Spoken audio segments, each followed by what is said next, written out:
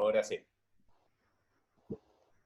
Hola a todos y todas, ¿cómo están? Nuevamente estamos en otra sesión de nuestros conversatorios COVID. Hoy tenemos el tremendo honor, junto a Ezequiel de Faro Digital, de contar con Cristóbal Cobo, un gran amigo y una voz para todos nosotros a la hora de hablar de las transformaciones que está experimentando la sociedad hoy en día. Antes de que pasara todo esto el fenómeno del COVID, ya cuando necesitábamos hablar o referenciar alguna idea sobre la sociedad digital, desde nuestra perspectiva latino-iberoamericana siempre nuestra referencia era Cristóbal, pero más ahora que estamos viviendo un fenómeno que todos desconocíamos, resulta súper interesante e importante conocer su opinión, ¿no? Un fenómeno que es global, donde en cierta medida estamos todos situados en nuestro hogar, con más o menos comodidades, con más o menos privilegios, pero confinados. Por eso también se llama nuestra propuesta las charlas COVID, ¿no? Situados en el confinamiento por el COVID. Así que sin más quiero presentar a Cristóbal y agradecerle su presencia con nosotros. ¿Cómo estás, Cristóbal? ¿Qué tal? ¿Cómo están? Qué bueno poder conversar con los dos. Nos conocemos, somos tres conocidos de hace muchas andanzas, pero mira qué curioso que por un virus nos volvimos a reconectar. Sí, no, de hecho, creemos que, como hemos comentado en otra instancia, el hecho de estar también confinado nos ha permitido que esto pueda ser un poco más viable, ¿no? Porque de otra manera, fuera de nuestras casas, montar la agenda y todo está siendo complicado. ¿Has sentido tú en particular un poco que el hecho de estar confinado ha permitido estar más en contacto con gente que en otra instancia quizás más difícil? Yo creo que sí, yo creo que eh, como en las etapas ¿cuál es la palabra? Del velatorio, cuando uno vela a alguien cuando falleció, las etapas ay, ¿cuál es la palabra cuando falleció una persona? Estás muy en inglés, Cristóbal. Estás muy en inglés. Duelo. Eso, las etapas del duelo, perdón, hay cinco fases, ¿no? Y la primera es negación. Y yo creo que lo que nos pasó a todos fue al principio negar esto. Esto no me está pasando, esto va a acabar mañana. No, no, no, si este confinamiento va a ser 4 días, las autoridades en general decían va a ser muy cortito. Y entonces, además de negar, la primera reacción que creo yo pasó mucho fue tratar de mantener lo que dicen business as usual, ¿no? Se mantiene todo igual como toda la vida y nos damos cuenta que no. Y eso en alguna medida cuando uno se da permiso para hacer las cosas de una manera un poco distinta, entonces se da permiso para hablar con gente que no había hablado hace tiempo, se da permiso para leer en momentos que antes no podía leer, etcétera. Me parece que eso ha permitido, como dice Pablo, por ejemplo, poder reconectarse con gente que uno no había hablado hace tiempo. Sí, no hay excusas ahora, ¿no? Para decir, bueno, no, estoy de viaje, estoy en la calle. Esos mails hay que contestarlos, esos WhatsApp también, ¿no? Y yo creo que Creo que nos está sucediendo a todos. tenemos un talento impresionante para inventar excusas. Quizás ahora las excusas no son de tiempo de transporte, pero son de tensión, ¿no? Y de Sí, bueno. atención. Y Cristóbal, ahí preguntarte, bueno, vos estás en Washington, el confinamiento no es obligatorio aquí como en Europa y como en muchos países de América Latina. Eh, ¿Cómo te agarraron estos días? ¿Tuviste tiempo para reflexionar? ¿Tuviste tiempo para pensar? ¿Cómo te estás informando? ¿Estás todo el día, me imagino, con mucho trabajo, pero también cómo te manejas con el consumo de información? ¿Cómo venís con todas estas cuestiones? Bueno, dos cosas. Yo diría uno que Estados Unidos es, en verdad, son muchos países, ¿no? O sea, incluso aquí uno cruza el río y se encuentra con otro Washington completamente distinto en términos de razas, de ingresos socioeconómicos, de prácticas laborales. Y otro claro ejemplo es la diferencia, cómo está viviendo hoy día la crisis Washington DC, que es una ciudad pequeña, con Nueva York. Nueva York es el ojo del huracán y realmente está un nivel de atención y de ansiedad y de apoyo y de fallecimientos y de refuerzos médicos brutales. Mientras que acá, una ciudad pequeña, está mucho más tranquila. Ahora, al mismo tiempo, yo te diría que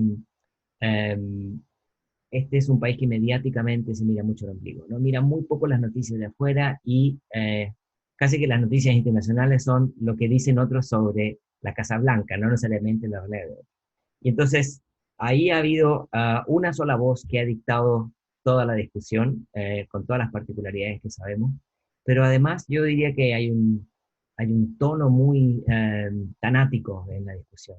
Realmente hay que tener un buen equilibrio emocional para no caer en la pesadumbre de del torrente de malas noticias. Y yo las primeras semanas diría que estaba siguiendo pegado uno a uno cada novedad, y llegó un momento que me di cuenta que me estaba haciendo mal y como que le bajé un poco a la intensidad. Sigo leyendo mucho los diarios, pero soy mucho más selectivo ahora con los canales de información y con la intensidad y con la cantidad de tiempo que le dedico al coronavirus, porque antes me leía cualquier tip, cualquier recomendación, y ahora me di cuenta que, que me estaba llegando el virus antes de llegarme, ¿no?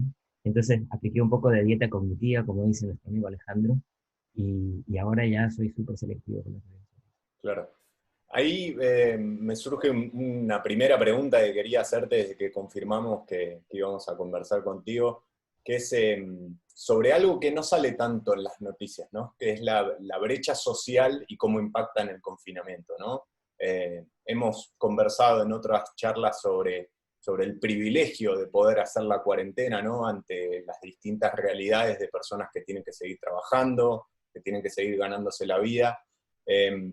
Y no sé si es posible hacerlo, pero el linkeo también con el impacto, ¿no? Para la educación digital, que es un poco lo que nos compete a nosotros, y cómo se dan esas brechas que son preexistentes, y cómo ahora en la situación de confinamiento, así como con nuestros objetivos de poder educar digitalmente a los jóvenes, también hablábamos el otro día con docentes que nos cuentan de hacer clases en donde los niños no, los alumnos están con sus hijos muchas veces, o comparten la misma computadora con hermanos, con tíos. ¿Cómo ves esta situación? Bueno, hay varias preguntas allá adentro, ¿no? Yo Sí, diría, en primer lugar, el tema de las brechas. Eh, Todos nosotros crecimos con esta nueva promesa de la sociedad digital y con el discurso de Peter Drucker de los trabajadores de cuello blanco y los trabajadores de cuello azul, ¿se acuerdan? Entonces uno decía, bueno, qué suerte que soy de los blancos y no de los azules, recuerden si tengo cuello azul hoy día. Pero era muy visible, ¿no? El que trabajaba frente a una computadora o el que creaba conocimientos frente a un plano era de cuello blanco, y el que tenía que hacer obras, tenía que estar en servicio, tenía que hacer limpieza, tenía que hacer reparaciones, era de cuello azul. Pero hoy día esa distinción queda un poco obsoleta. Queda un poco obsoleta porque me parece que es mucho más claro aquellos que están pasando el confinamiento dentro de la casa y aquellos que no se pueden dar el privilegio del confinamiento estando en casa y tienen que salir a la calle a hacer servicios de distintos tipos. Curiosamente, en esa segunda categoría también están los médicos. Los médicos no pueden hacer su trabajo desde la casa. La gran mayoría, algunos hacen procesamiento de datos. Entonces es interesante porque ya no tiene que ver con quiénes producen conocimiento y quiénes hacen mano de obra, no. Tiene que ver con aquellos que son usuarios intensivos de tecnología y su trabajo no se trastoca de manera radical por el uso de estos canales de coordinación remota, y aquellos que no se pueden dar ese privilegio. Y me parece que esa distinción va a quedar bastante marcada después de la crisis. Eso con respecto a las inequidades en general. Más sobre el tema que nosotros tres trabajamos, que tiene que ver con educación, lo que hace esto es como que estamos todos metidos en un lugar sin luz y alguien prende la luz y nos dicen todos inmóviles, todos se quedan como están y vamos a ver quién está en una mejor posición. Y eso es lo que pasó, me parece, con los sistemas educativos. Aquellos que habían hecho los deberes, aquellos que habían construido infraestructuras, aquellos que habían desarrollado capacidades, aquellos que habían construido dinámicas de uso de las tecnologías, orientaciones, mecanismos de apoyo, contenidos de calidad, diversificación de acceso a dispositivos. Hoy día entraron a esta crisis de una mucho mejor manera que aquellos que veían las tecnologías como una cosa marginal, como una cosa a mí no me interesa, o como no tengo tiempo para eso, o lo uso en lo mínimo, ¿no? ¿Por qué? Porque el catch-up, el ponerse al día en comprarse una computadora si no tenías, si tienes los medios, no cuesta mucho. Lo que cuesta es cambiar las dinámicas de uso, ¿no?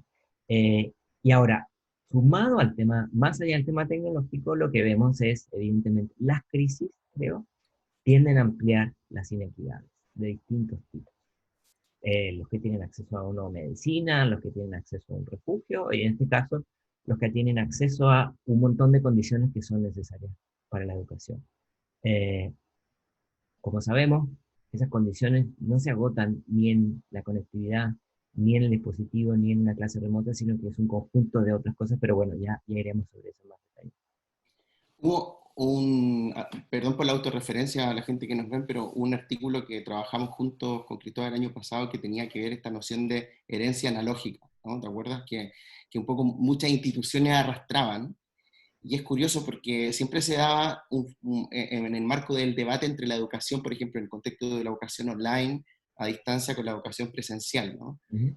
Los que nos situamos en universidades que tienen esta herencia analógica de peso y que cuesta, estas universidades decimonónicas que tienen 600 años y que el trámite administrativo es como parte de la gracia de estar ahí incluso, ¿no? El hacer todo largo y de pronto esa misma institucionalidad que hemos criticado llega a esta situación puntual que es el confinamiento y nos enfrenta a la realidad de utilizar la misma estrategia que otras universidades e instituciones están utilizando hace mucho tiempo, ¿no? Que la han utilizado. Eh, ¿Qué crees que pueda pasar en este sentido? Por ejemplo, ¿tú crees que, por ejemplo, en el campo de las instituciones de educación superior, evidentemente el tema de la inequidad impacta mucho en todos los niveles educativos, sobre todo en la escuela, pero hablando de la educación superior, ¿tú crees que se produzcan cambios que esta misma herencia analógica entre en contradicción y nos enfrentemos quizás a un punto intermedio entre lo que es lo online, que muchas instituciones también defienden, y aquellas que tienen un punto más tradicional, analógico, y tengamos la necesidad de buscar un punto de acuerdo por ahí?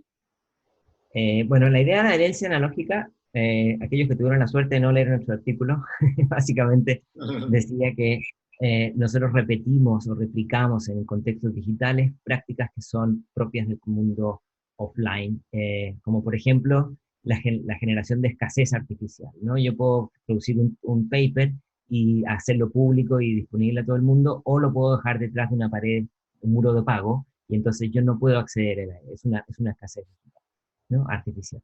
Pero otra parte de la herencia analógica es querer llevar a espacios digitales exactamente las lógicas y las dinámicas del mundo pre-internet.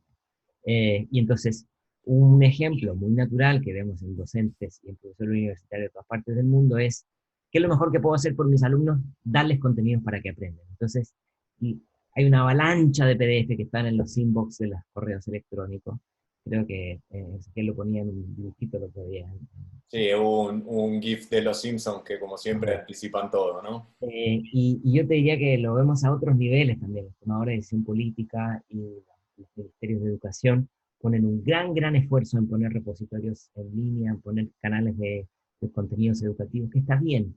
Por supuesto que es importante. Si no existe un mínimo, la verdad es que partimos con una línea base muy bajita. Pero la verdad es que hoy día, con un poco de habilidades digitales, el acceso a esos recursos, si no te los da la administración central, igual puedes acceder a ellos, ¿no? Lo que no necesariamente es tan fácil, y eso es producto de la herencia analógica, lo que no es tan fácil es generar las experiencias para poder aprender, para querer aprender, para tener con quién aprender. Aprender es una experiencia social, ¿no? Y hoy día nos cortan justamente esa parte social. Aquellos que tenemos la suerte de tener conectividad, podemos suplir un poco eso cuando tenemos vínculos previos a la crisis, y hoy día solamente me reencuentro con ustedes y es súper divertido porque nos conocemos y hay un vínculo, ¿no? Y cada vez inconscientemente hacemos reminiscencia a nuestro espacio donde los átomos estaban cerca. Pero si no tuvimos esa experiencia previa, encontrarte con alguien en un espacio digital es como una entrevista de trabajo por internet. Es súper incómoda, ¿no? Es súper embarazosa porque no tenemos los códigos, no nos entendemos. Y esa es la parte que son nuevas reglas del juego, donde no se puede copiar y pegar lo que venía de lo analógico. Y esa parte me parece que le cuesta horrores a los sistemas educativos entender, que son dinámicas nuevas, que separar el conocimiento por disciplina tiene menos sentido en los espacios digitales. Querer copiar y pegar una clase de 45 minutos cara a cara a una clase de 45 minutos en línea es una tortura digital, porque no tiene sentido, es mucho mejor hacer 4 clases cortitas de 7 minutos, ¿no? Ese tipo de cambios en el lenguaje cuesta mucho porque lo que todos tendemos a hacer es replicar lo que conocemos. Muchos países, recién decía algo re interesante, han apostado en política pública educativa a crear repositorios digitales, ¿no? Así está. Y bueno, ejemplos tenemos por doquier. Entiendo que lo que menciona es que una cosa es que se cree de repositorio entre tantas dinámicas que se creen de digitalización. Por ejemplo, tener un repositorio, pero si a la otra vez están creando competencia, no tiene nada de malo. El tema es cuando se apuesta solo al repositorio como un insumo de simplificar la búsqueda de Internet, ¿no? ¿Tú crees que eso hoy en día, más en la época del confinamiento, deja de tener cierto sentido, que lo que debiese potenciarse es mejor poder hacer una búsqueda de información en Internet más adecuada a los intereses que uno tiene, y no tanto ir a una fuente donde ya está todo inserto? O sea, la recomendación que hemos visto en las últimas semanas es a las administraciones tratar de poner todo en un, como le llaman, en un one-stop shop, ¿no? En un solo lugar, una landing page donde todos los contenidos se puedan llegar, videos, radio, materiales descargables que puedan estar en otras plataformas, pero un punto de entrada, ¿no? Para disminuir el caos y la confusión de aquellos que a lo mejor no tienen muchas habilidades. Eh, pero igual que en los MOOCs y en otras experiencias de uso intensivo de tecnología, se generan brechas entre aquellos que tienen no solamente la conectividad y eso, la infraestructura, sino que aquellos que tienen ciertas habilidades metacognitivas de aprender a estudiar por su cuenta y aquellos que no, ¿no? Entonces, ahí es donde yo digo, los contenidos son buenísimos. El contenido es buenísimo, pero tiene que estar el contenedor alineado con el contexto también. En los contextos hemos trabajado mucho menos que los contenidos en los contenidos, ¿no? ¿Cuáles son los contextos nuevos? Bueno, es un área inexplorada, porque nunca hemos tenido ese tipo de experiencia. Eh, ¿Qué habría que hacer? Yo no soy quien para decirlo, pero apostaría por grupos más pequeños, por grupos ojalá multiedades a veces, que son privilegios que no nos podemos dar en la educación analógica, eh, por diálogos más entre disciplinas, por combinación más de aprendizaje unidireccional, como el que estoy haciendo ahora, con espacios más de construcción más horizontales. ¿Por qué tenemos que solamente hablar con los compañeros de la clase, cuando en estos espacios digitales podemos dialogar con tipos de otros lugares del planeta que tienen ideas súper interesantes? Porque la estrechez analógica la llevamos al mundo digital. Te doy un ejemplo divertido. Cuando estaba en Oxford, tenía un compañero que estudiaba Second Life. ¿Se acuerdan de Second Life? Sí. Y entonces este compañero estudiaba Second Life, no hace tantos años, hace como 8 años. Second Life ya era un cementerio, no sé. Pero él estudiaba cómo la gente aprendía en Second Life. Y entonces era súper interesante porque eran anfiteatros de cientos de personas, cuando un profesor del MIT, por ejemplo, daba clases, y todos en el entorno virtual se sentaban. Y entonces nos decían, ¿por qué la gente se sienta en los entornos virtuales si los avatares no se cansan, ¿no? Y es por la necesidad de llevar a lo digital lo que conocemos de lo analógico. Y entonces, claro, ojalá que esta crisis permita más espacio para validar aquellas experimentaciones que no hemos probado antes. Ojalá que esta crisis permita que haya permiso para equivocarse. Les doy un ejemplo. Ayer hablaba con colegas de Uruguay, ya no en educación superior, sino que en fases de aprendizaje previo. Entonces, en esta etapa de experimentación y de buscar cuáles son los modelos más apropiados, todos coinciden que los padres juegan un papel fundamental, especialmente en las primeras edades. Los padres son los que están cerca de los niños, los padres son los que generan los contextos de aprendizaje, son los que generan los estímulos, y en alguna medida son los que ayudan a que haya un poquito de feedback, ¿no? Porque ver muchos videos educativos y no hay feedback. Y entonces los padres han ido entrando con autorización de los profesores a los WhatsApp de los grupos, algo que jamás habría sido autorizado en un contexto analógico. Pero ahora se ve como un aliado. Y entonces la pregunta queda, cuando acabe COVID, ¿qué van a hacer? ¿Lo van a sacar de los grupos o van a generar una nueva dinámica? No sabemos, no sabemos, pero es muy probable que haya espacio para experimentaciones fértiles y otros más resistentes van a querer a esto de business as usual antes del COVID. Sí, ahí aprovecho, Cristóbal, para preguntarte una pregunta más personal en cuanto a tu reflexión, no personal de intimidad, quédate tranquilo. ¿Cómo te agarra en esta etapa de la cuarentena? Con Pablo ya venimos conversando con muchas personas y también conversamos de manera individual nosotros, y hay días que oscilamos entre un positivismo, ¿no? Un optimismo, y hay veces que nos sale más lo escéptico, ¿no? Estrictamente hablando de las moralejas o de las lecciones a nivel educativo, ¿dónde te sitúas un poco más vos?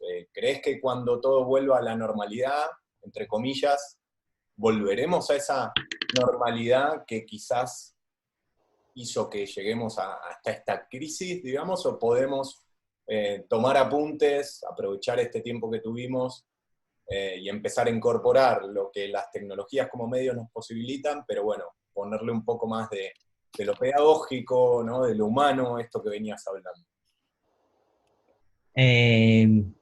Yo creo que va a pasar de ambos, ¿no?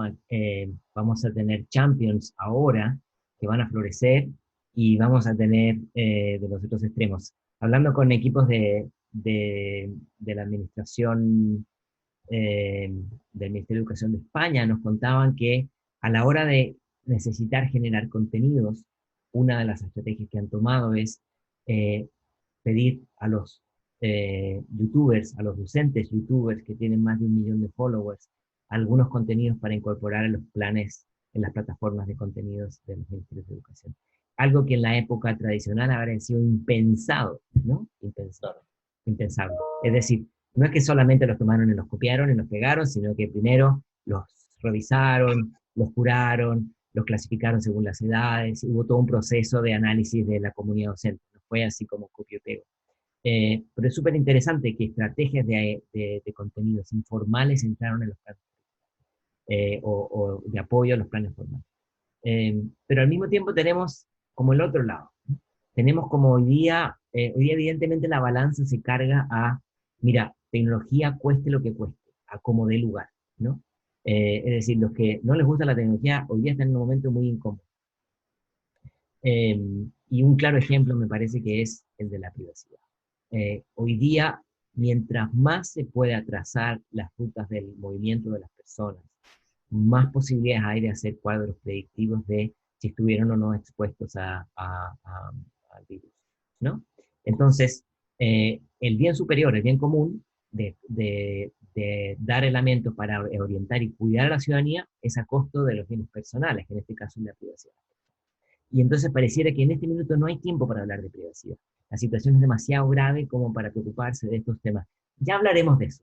De la privacidad siempre es como, bueno, y de esos temas también, es como el medio ambiente, ¿no? Y también el medio ambiente. Entonces, la preocupación que hay es, ¿cómo hacemos para que lo urgente no se coma lo estructural? Y en segundo lugar, ¿cómo hacemos para que después que pase esto, porque esto va a pasar, aprendemos las lecciones?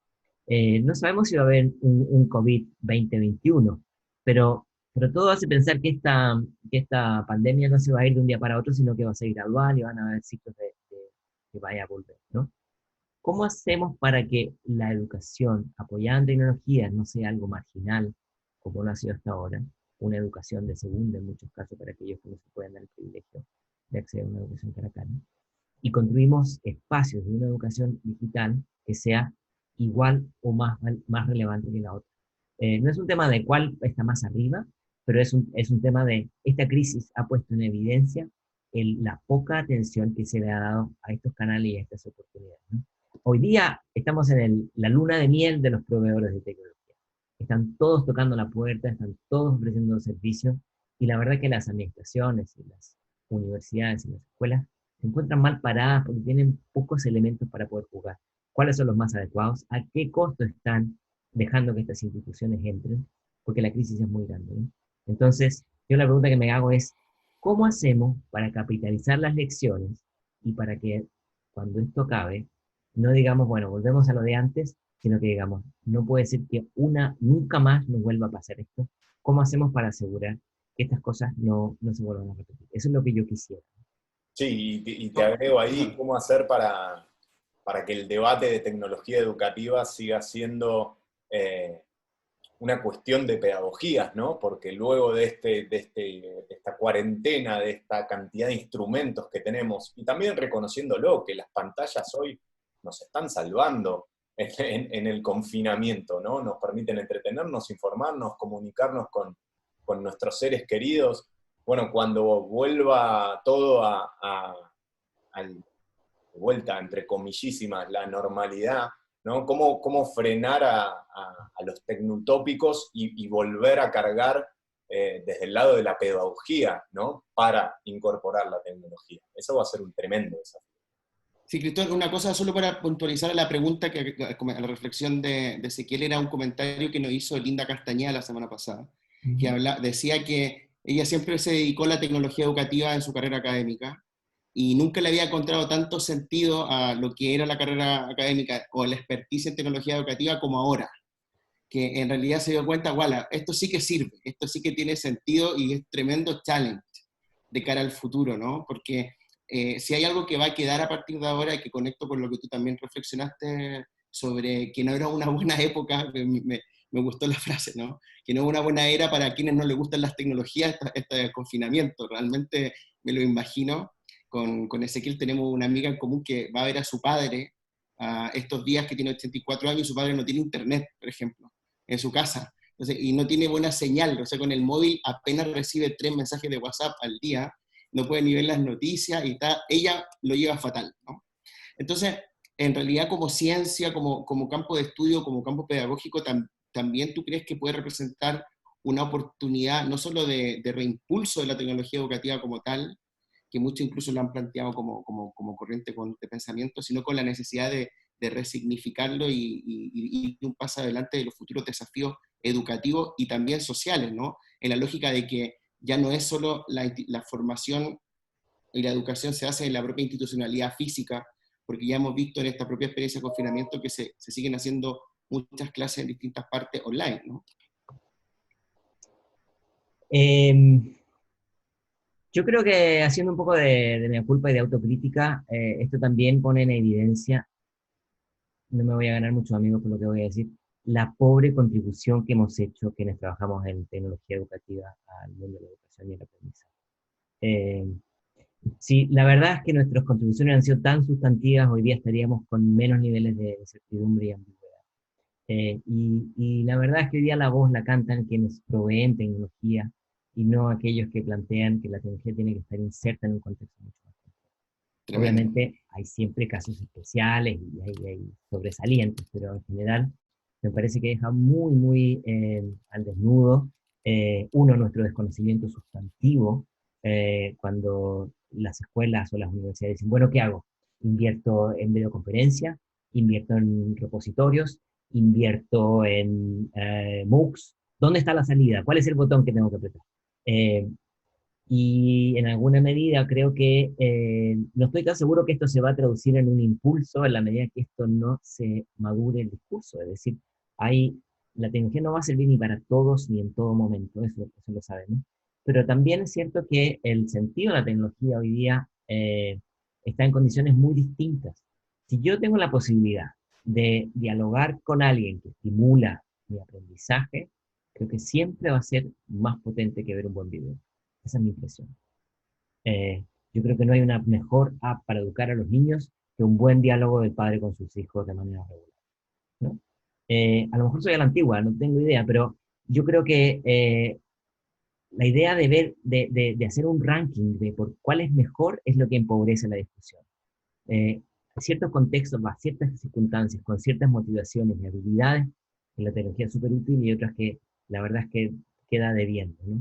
Y nuestro problema es que lo hemos dogmatizado tanto que es o muy buena o muy mala y no hay espacio para los matices.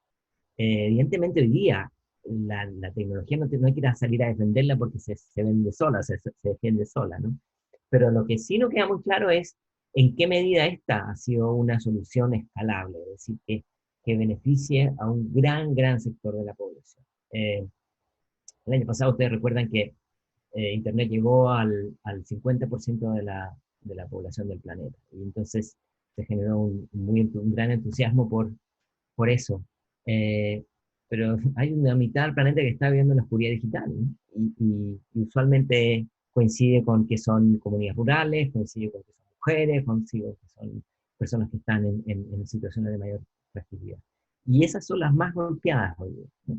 Entonces, cuando se piensa en estrategias de emergencia, en estrategias de recuperación, un camino es los repositorios, y el otro es, que también es interesante, es volver a la tele y a la radio. Volver a la tele y a la radio es una cosa que es bien impresionante porque para muchos era un tema ya superado, ¿no? Y no lo es, y qué bueno que no lo sea, y en muchos países de África hoy día está haciendo la estrategia estructural. Ojo, no es que esos países no tengan internet, no es que esos países no pongan contenido, pero entienden que la posibilidad de alcanzar a un segmento de la población mucho más amplio implica dar 2 pasos para atrás en la innovación tecnológica y pensar en estos espacios que son mucho más incluyentes que lo que podría ser Wikipedia, por ejemplo. Claro. Sí, y en algún punto también ahí funciona como aportar voces divergentes, ¿no? Ante la homogeneidad que solemos encontrar en Internet. Y ahí te lo linkeo con una inquietud que tengo yo acerca de tu perspectiva respecto a qué le queda al Asia a los jóvenes, ¿no? ¿Cómo ves el fenómeno para las juventudes hoy? El año pasado vimos, bueno, con todo el cuidado del medio ambiente, el caso Greta Thunberg, ¿no? El activismo presencial con el cuerpo, pero también el digital y cómo los jóvenes empezaban a volcarse hacia allí. Eh, ¿Cómo ves? No sé si la pregunta es cómo ves que lo estén pasando ahora o qué percepciones pueden estar teniendo, pero quizás hablando con muchos profes y mismo participando de clases, hay cierto escepticismo que estaría bueno como tratar de cambiar, ¿no? No sé. ¿Escepticismo en qué sentido? Escepticismo en el sentido a nivel sistémico, a nivel, bueno, esto que veníamos hablando de la tecnología educativa, tanta queja de repente tengo que hacer 200.000 millones de tareas, tengo que leerme 200 PDFs, a mí me está pasando como alumno también y estoy haciendo mi crítica acá digitalmente, pero digo, ¿cómo ves el lugar que tienen los jóvenes con todo esto y cómo se pueden valer de la tecnología y de cuestiones como por ejemplo otros medios? Hablar de medios alternativos como la televisión y la radio me parece algo más que interesante, ¿no? Eh, bueno, el otro día, creo que ayer, estaba el alcalde de Nueva York hablando de una generación que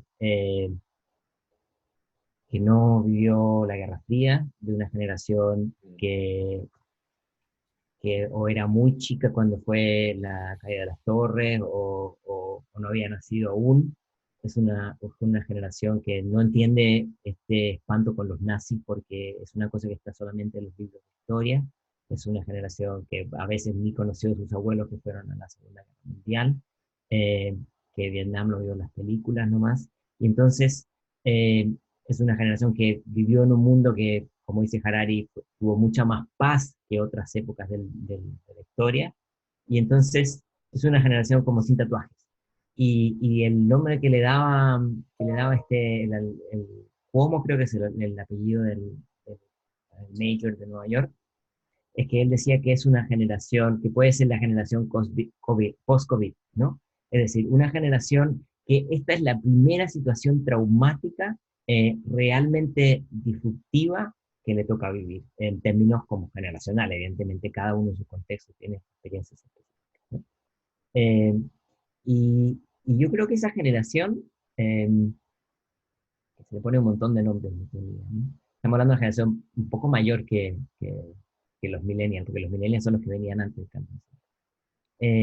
Yo creo que esa generación le va a hacer muchísimo cortocircuito esta tensión entre los mecanismos tradicionales de enseñanza, de cubrir el contenido, de pasar las materias, de llenar a Exequiel de PDFs y de tareas, eh, con todos los otros canales, con todos los otros circuitos, con todos los otros mecanismos de coordinación, con todas las otras estructuras digitales de expresión de sentimiento, de expresión artística, de expresión cultural, de expresión política, que pasan en la misma computadora, pero por un track completamente distinto. Y entonces eso genera una especie como de esquizofrenia, no sé si es analógica o digital, pero son esos dos mundos que hoy día se hacen más evidentes. Yo soy un convencido que esta idea de Dana Boyd, del colapso de los contextos, lo hace muy evidente, ¿no? Es decir, la misma computadora que el profe me pasa todos estos contenidos instruccionales centrados en cubrir el currículum, como dice el viejo Chomsky, yo lo uso para descubrir otros contenidos, ¿no? Un juego de palabras, de cubrir los contenidos curriculares, y yo lo uso para descubrir otras cosas que no están en el plan de estudio, ¿no? Y eso es lo que con John hace ya un montón de años, casi una década, escribíamos sobre aprendizaje invisible, y es toda esta posibilidad de construir otros espacios que son tecnológicamente en el mismo ámbitus, el mismo ecosistema, pero movilizado por otros tipos de motivaciones, con otros tipos de estructuras sociales, con otros tipos de incentivos, que no necesariamente se valoran en una calificación, en un reconocimiento académico, pero que cada vez más son más evidentes, ¿no? Y incluso desde el mundo laboral a veces te dicen, ya, pero no me digas tus calificaciones o no me muestres tu diploma, dime qué hiciste de más durante estos años que estuviste en la universidad, qué otras cosas hiciste que me puedan resultar interesantes. Entonces yo creo que cuando acabe COVID va a haber un poco de eso, ¿no? Esta generación post-COVID va a hablar no solamente de cómo soportó esta experiencia traumática por la cantidad de fallecidos de aprender en línea, sino yo creo que lo interesante va a estar en qué otros tipos de conocimientos se generaron, qué otros tipos de talentos se estimularon, qué otro tipo de habilidades, de vínculos, ¿no? Y esa es la parte que me parece que es más interesante. Yo creo que a la educación formal nos toca ahora un momento de modestia, de humildad, de escuchar estos otros espacios de innovación, de estos otros espacios, estos canales paralelos en este colapso de contexto, porque creo que podemos aprender un montón de ese aprendizaje informal. Quizás podría enriquecer algunas cosas del aprendizaje informal. Cristóbal, ya entrando a la última parte, te quiero hacer una pregunta que tiene que ver mucho con tu trayectoria también como experto, ¿no? Y trabajando como investigador también, tiene que ver con el rol de las instituciones públicas, el rol del Estado. Por ejemplo, nadie está preparado para una pandemia, eso está claro, ¿no? Nadie la busca, bueno, ya lo sabremos más adelante. Todavía se discute quién mató a Kennedy, por ejemplo, ¿no? Al final siempre va a quedar como la sospecha sobre la responsabilidad, pero siempre te dicen que hay que estar preparado para la guerra. Es curioso porque podría ser estar preparado para la pandemia, ya lo vamos a sumar, ¿no? Algo para prepararte para una pandemia, para una guerra, podría ser, por ejemplo, no sé, alguna iniciativa pública que sea sostenible en el tiempo. Te hablo concretamente, por ejemplo, de iniciativas como Mardengo, por ejemplo, en Costa Rica, o como Plan Ceibal en Uruguay, que llevan 13 años trabajando en política de inclusión digital. De pronto te encuentras con una situación como esta, donde no puedes hacer escuela, donde hay población de escasos recursos, pero ya invertiste antes, trabajaste antes, y quizás esto te prepara más.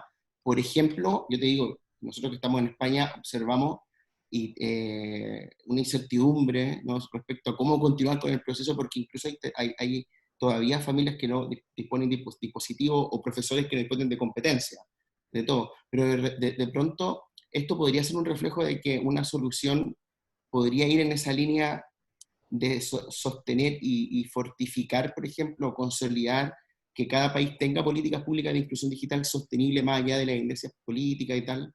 Y aprovecho para no quitarte más tiempo de conectarte con otra pregunta que yo creo que tiene mucho que ver con eso. ¿Qué hacemos ahora con los objetivos 2030? ¿No? O sea, estábamos re bien entre comillas, estábamos medio alineados entre varios países apuntando hacia esa línea, ¿no? Sobre todo en educación y en inclusión digital, en conectividad. De pronto nos pasa esto, lo único que si hay una noticia de la que se habla, aparte del COVID, es de la crisis económica que viene. O sea, es como el causa y efecto, ¿no? ¿Crees que esto se acabaron los 2030, que habrá que cambiarlo, que ahora serán 2050? ¿Cómo ves este escenario? Bueno, buenísimo. A ver, políticas sostenibles, claro, ¿quién te va a decir que no, no? El tema es, yo creo que necesitamos políticas con S, entendiendo que no hay un solo modelo, no hay una disposición de un tipo de equipo, de un tipo de conectividad. Los mecanismos que están utilizando hoy día los países para diversificar el acceso a contenidos es súper interesante. En algunos lugares se subsidia el Internet, en otros lugares se le da un SIM card a los estudiantes y a los profes, en otros lugares se pone conectividad en espacios públicos para que la gente vaya y sincronice las tareas y vuelva a casa. O sea, ¿cómo buscamos para que haya un abanico de opciones y no solamente un modelo a adoptar? Creo que va a ser súper importante, ¿no? Como te decía, así como la radio y la tele hoy día han ganado una visibilidad que habían perdido hace un poco de tiempo, la conexión entre televisión y WhatsApp hoy día parece una combinación súper potente, ¿no? Y esto tiene un poco que ver con desobediencia tecnológica, esta idea de darle un propósito nuevo a tecnologías que fueron pensadas para una cosa distinta. Yo creo que sí, o sea, el tema no es solamente que las políticas sean sostenibles, tengan financiamientos apropiados, tengan los equipos, el staff apropiado y tengan los apoyos y los seguimientos de las instituciones educativas, sino que además que produzca la suficiente investigación. Es que lo que nos ha mostrado esto es que estamos en un abismo de incertidumbre brutal sobre cuáles son las tecnologías que realmente vale la pena incorporar, ¿no? Y a mí me sorprende y me siento incómodo, soy parte más del problema que de la solución, porque tantos años invertidos en educación y tecnología, tanto congreso, tanto journal publicado, para que hoy día los que necesitan tomar decisiones que beneficien a la comunidad estén con tanta información insuficiente. Claro, es una señal de alerta, ¿no? ¿Cómo hacemos para que no nos pase? Eh, Ahora, uno de los líos que tenemos con las políticas de educación y tecnología es que tiene que haber un diálogo con distintos actores. El Ministerio de Educación tiene que dialogar con las telecomunicaciones, pero también con la comunidad docente. Entonces, eso a veces le resulta muy complicado a las administraciones, de poder conciliar estas distintas voces que juegan el papel fundamental, ¿no? No solamente que no lo largo. Y yo creo que para llegar a las metas, evidentemente esto complica mucho, ¿no? Esta semana han salido muchos estudios que muestran eh, cómo 10 días o 30 días de rezago afectan en los desempeños, afectan en los aprendizajes, afectan incluso en las evaluaciones, y algunos dicen que puede tener repercusiones a largo plazo, ¿no? En tiempo mucho más largo. ¿Cómo va a impactar esto? No lo sabemos, pero sí sabemos que las metas que estaban dibujadas para el 2030 se ven mucho más lejos, ¿no? Y entonces quizás tenemos que buscar mecanismos para que esto no solamente recaiga en los grandes jugadores, sino que haya, yo creo que una posibilidad de que aquellos medianos y pequeños jugadores también tengan alguna voz. Porque me parece que los 2030 al final son, son peleas de grandes instituciones, son retos de grandes instituciones, y quizás hoy día las cosas están para tener estructuras de innovación más horizontales, ¿no? Pero sí, yo creo que la idea de que tengamos un 2030 plus o un 2030 más 10 o 20, quizás va a ser algo que ocurra. Yo creo que el tema más de fondo, si llegamos al 30 o no, es que se nos separan o sea, se profundizan las brechas entre las comunidades, ¿no? Los que estaban en situación de fragilidad y vulnerabilidad hoy día están en una situación mucho más adversa, eh, y, y vamos a tener que ir pensando, mientras atendemos la crisis, cómo construimos planes de recuperación que se hagan cargo de esta situación. Mantener las dinámicas tradicionales de vuelta de la crisis me parece que no nos va a ayudar a esto. Vamos a tener que abrir nuevos canales de información, vamos a tener que diversificar las horas de aprendizaje, etcétera, etcétera. Así que yo creo que hay una agenda enorme, y el tipo de diálogos como este que ustedes están abriendo creo que ayuda mucho a ir pensando. Sí, los desafíos parecen ser gigantes, ¿no? Y retomo esto que decías de la investigación, ¿no? Que importante poder seguir generando y poder tener impacto para tratar de contribuir a quienes tienen que tomar las decisiones, ¿no?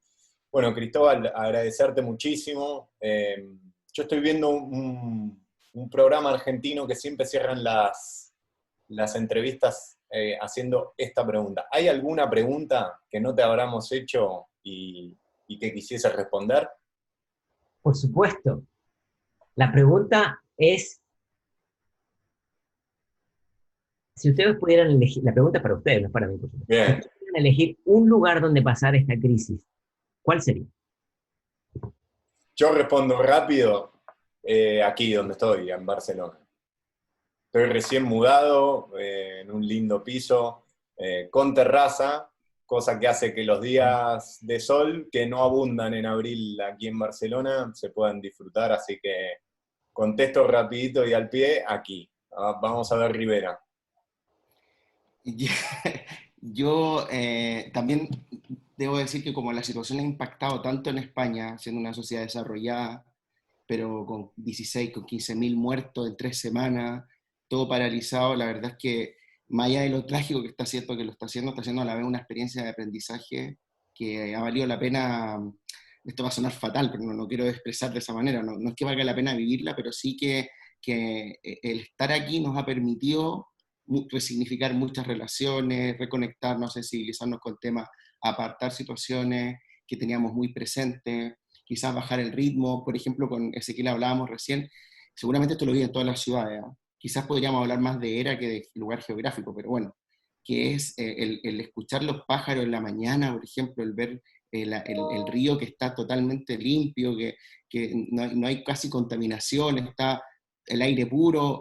Yo creo que hay una oportunidad que pudiésemos aprovechar, que sería interesante, que es reconectarnos con la ciudad de otra manera, igual hacer un pacto social con la ciudad, ¿no? Para situarnos, quizás dándole valor al silencio, un poquito más, no digo, porque aquí en España pedir silencio no existe, pero por lo menos tener horario, no sé, o otra conexión. En ese sentido yo te digo que me gusta vivirlo acá, pero por el lado más político, obviamente yo tengo el interés, seguro que Ezequiel lo mismo, tenemos nuestro foco en Latinoamérica y desde luego en Chile, porque evidentemente ahí la situación de lo primero que mencionaba, que tiene que ver con la inequidad de acceso, hace que esta sensación de incertidumbre sobre el impacto del COVID sea absolutamente real, es decir, realmente incertidumbre, porque por un lado te dan una tranquilidad, Argentina lo hace bien, Chile tiene la menor cantidad de casos, por otro lado, de muertes respecto al nivel de contagio de todos los países del mundo, pero estamos tan acostumbrados a la incertidumbre de Argentina y de Chile en otros países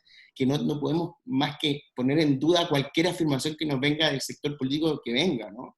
Entonces, claro, a mí me gusta observar ese fenómeno desde ese punto de vista, ¿no? Desde el punto de vista más comprometido, me gustaría saber lo que pasa ahí, pero de verdad que lo que está pasando en una sociedad desarrollada, en una era, en una sociedad desarrollada no solamente en España, sino en una era de la modernidad a países de desarrollo consolidado como Francia e Italia, está siendo muy interesante. Vamos a ver hacia dónde nos dirige.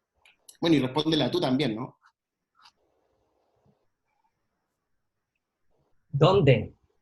O sea, la respuesta más emocional es con la familia, qué sé yo, mis vínculos en Chile. Pero yéndonos ya de la cosa tan cheesy, yo diría que en una playa con internet sería un lugar perfecto para hacer todo Sí, esto, sí, sí, sí, pero sí. al mismo tiempo tener las patas en el agua sería una maravilla.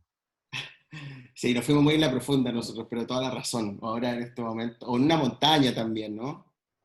Mirando con internet es la clave. Bueno, Cristóbal, te agradecemos de vuelta. Ya lo vamos a subir a las redes para que la comunidad educativa, para que las redes que nos siguen a nosotros puedan acceder a lo que estuvimos charlando. Estuvo súper interesante. Agradecerte de vuelta por tu tiempo y esperemos que esta conexión digital pueda ser real dentro de poco tiempo. Un abrazo Sí, sí, sí. grande. Un abrazo, cuídense mucho, estamos en contacto, muchachos. Chao, chao.